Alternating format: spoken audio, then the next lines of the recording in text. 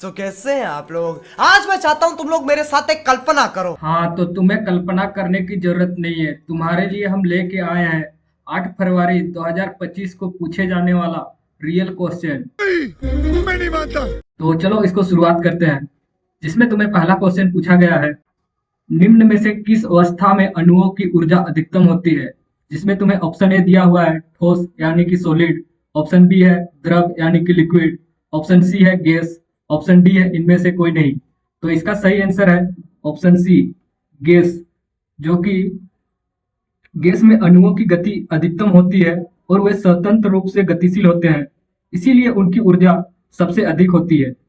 अब आते हैं क्वेश्चन नंबर 2 पे, जो कि तुम्हें दिया है।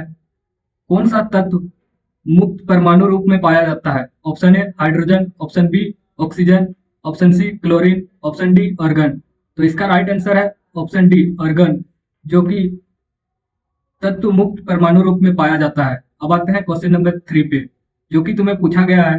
क्लोरीन की सबसे बाहरी कक्षा में 7 इलेक्ट्रॉन होता है, तो इस तत्व का संयोजकता होगी। तो इसकी संयोजकता होगी 1, क्योंकि 1 इलेक्ट्रॉन प्राप्त कर वो अपना संयोजकता प्राप्त कर लेगा, इसीलिए इसका सही आंसर है ऑप्शन ए। अब आता है क्वेश्चन नंबर 4 पे,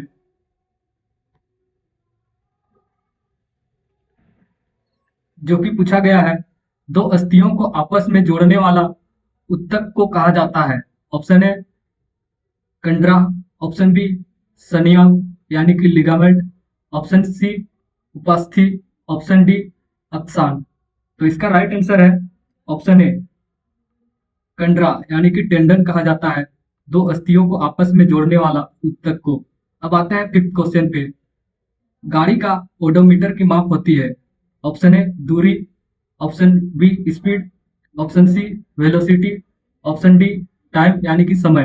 तो इसका सही आंसर है ऑप्शन ए दूरी, जो कि गाड़ी का ओडोमीटर माप करता है। अब आता है क्वेश्चन नंबर 6 पे। एक वस्तु का द्रव्यमान 15 केजी है और दूसरे वस्तु का द्रव्यमान 25 केजी है, तो किस वस्तु का जड़त्व अधिक होता है? तो जड़त्व अधिक होता है 25 केजी का, यानी कि जिसका ज्यादा मास रहेगा ये, यानी कि जड़त्व एक्सीलरेशन डायरेक्टली प्रोपोर्शन होता है मास यानी कि द्रव्यमान के। तो इसमें 15 केजी है और बी में 25 केजी है, तो जिसका ज्यादा द्रव्यमान होगा उसका जड़त्व अधिक होगा। तो इसका ऑप्शन ए में है 15 केजी, ऑप्शन बी है बी का, तो इसका ऑप्शन बी सही होता है। अब आते हैं क्वेश्चन नंबर 7 पे। चंद्रमा पर भार पृथ्वी की भार से कितना गुना होता है? तो इसका सही आंसर है चंद्रमा का माप पृथ्वी का वो 1/6 होता है, यानी कि ऑप्शन बी इसका राइट आंसर है। अब आते हैं क्वेश्चन नंबर 8 पे। कार्य का एसआई मात्रक, तो कार्य का एसआई मात्रक होता है जूल, जो कि ऑप्शन बी इसका सही आंसर है। अगर इसी तरह के क्वेश्चन पाना चाहते हो तो क्या करना है केरी भाई, इनको बताओ। लाइक मारो, और अगर तुम लोग नए हो तो सब्सक्राइब करो। वो जो लाल वाला बटन है उस पर फूट फेंक के मारो या फिर मोमबत्ती, मुझे नहीं पता, बस क्लिक हो जाना चाहिए। और अभी तो रुको, क्लाइमैक्स अभी बाकी है। तो चलो अब आते हैं क्वेश्चन नंबर 9 पे, जो कि तुम्हें पूछा गया है। निम्न में से किस माध्यम में ध्वनि का संरक्षण नहीं हो सकता है? Option A air, option B जल, ऑप्शन सी लोहा, ऑप्शन डी निर्वात। तो इसका सही आंसर है ऑप्शन डी, निर्वात में ध्वनि की संरक्षण नहीं हो सकता है। अब आते हैं क्वेश्चन नंबर 10 पे। दो या दो से अधिक फसलों को एक साथ एक ही खेत में उगाने की प्रक्रिया को क्या कहते हैं? ऑप्शन ए मिश्रित फसल, ऑप्शन बी संकरण, ऑप्शन सी फसल चक्र, ऑप्शन डी उपरोक्त सभी। तो इसका सही आंसर है ऑप्शन ए मिश्रित फसल। अब आते हैं क्वेश्चन नंबर 11 पे, जो कि पूछा गया है तुम्हें। कोशिका का कौन सा अंगक बिजली का घर कहलाता है? तो इसका सही आंसर है माइटोकॉन्ड्रिया। तो कोशिका का ऊर्जा का घर माइटोकॉन्ड्रिया को कहा जाता है। अब आता है क्वेश्चन नंबर 12 पे। तापमान का अंतर्राष्ट्रीय मात्रक क्या है? तो तापमान का अंतर्राष्ट्रीय मात्रक होता है केल्विन। तो इसका सही आंसर है केल्विन। अब आते हैं सेक्शन सी, जिसमें पहला क्वेश्चन यानी कि क्वेश्चन नंबर 13 पे दिया हुआ है। यदि चंद्रमा पृथ्वी की को आकर्षित करता है तो पृथ्वी चंद्रमा की ओर गति क्यों नहीं करती है? तो इसका सही उत्तर है चंद्रमा पर केंद्रित, इसका सही आंसर है चंद्रमा पर केंद्रविमुख बल यानी कि सेंटीपीटल फोर्स कार्य करता है, जो उसे पृथ्वी की चारों ओर की कक्षा बनाए रखता है। इस बल उसकी गति को संतुलित करता है, जिससे वह पृथ्वी पर नहीं गिरता है। अब आता है क्वेश्चन नंबर 14 पे, जो कि तुम्हें पूछा गया है, निम्न पदार्थों का मोलर मास यानी कि द्रव्यमान परिकलन कीजिए, जिसमें ऑप्शन ए पे दिया हुआ है तुम्हें HCl का मोलर मास। तो हाइड्रोजन का मोलर मास होता है 1 और क्लोरीन का मोलर मास होता है 75 पॉइंट कुछ होता है, 75.5। तो इन दोनों को जोड़ोगे तो HCl का टोटल मास होगा यानी कि मोलर मास होगा तुम्हारा 36.5।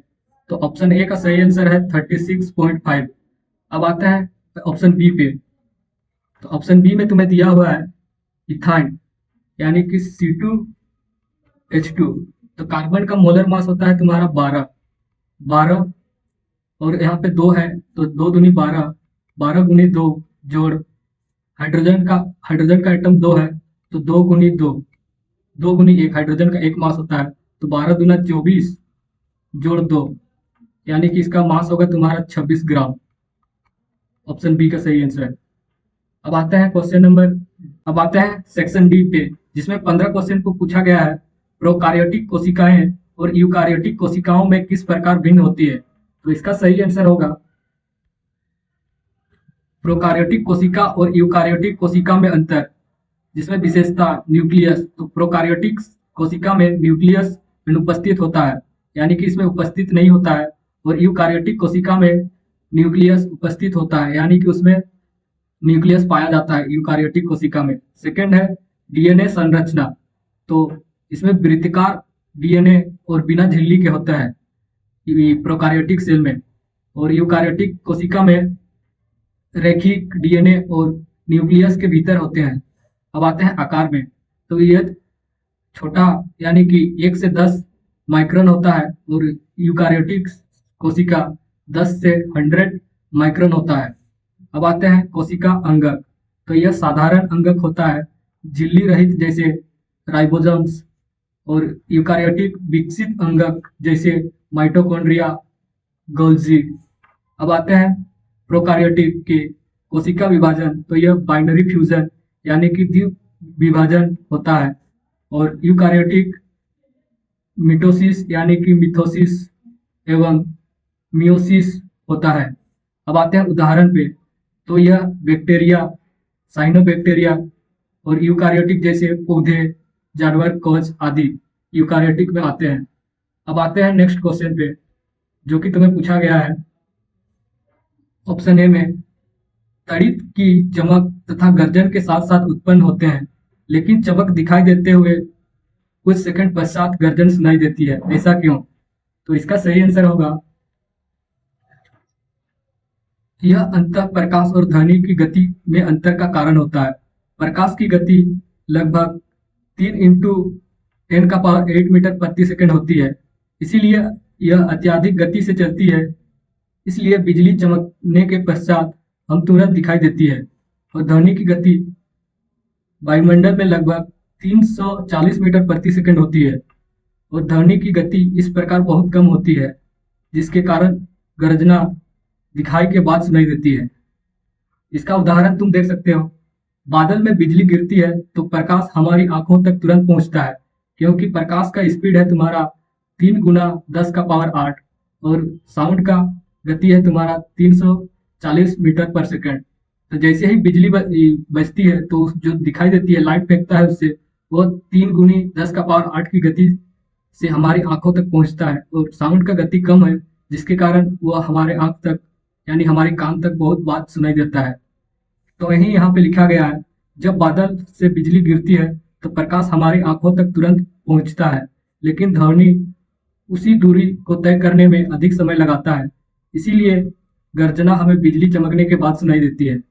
अब आते हैं क्वेश्चन नंबर बी पे 16 का, जिसमें पूछा गया है इलेक्ट्रॉनिक विन्यास लिखिए। तो सोडियम यानी कि सोडियम का एटॉमिक नंबर होता है 11। तो 11 का विन्यास लिखोगे तुम 281। तो सोडियम का विन्यास होगा 281। अब आते हैं क्लोरीन। तो क्लोरीन का एटॉमिक नंबर होता है 17। तो इसका विन्यास होगा तुम्हारा 28, 28 10 और 7 17। तो इसका विन्यास होगा 28 17।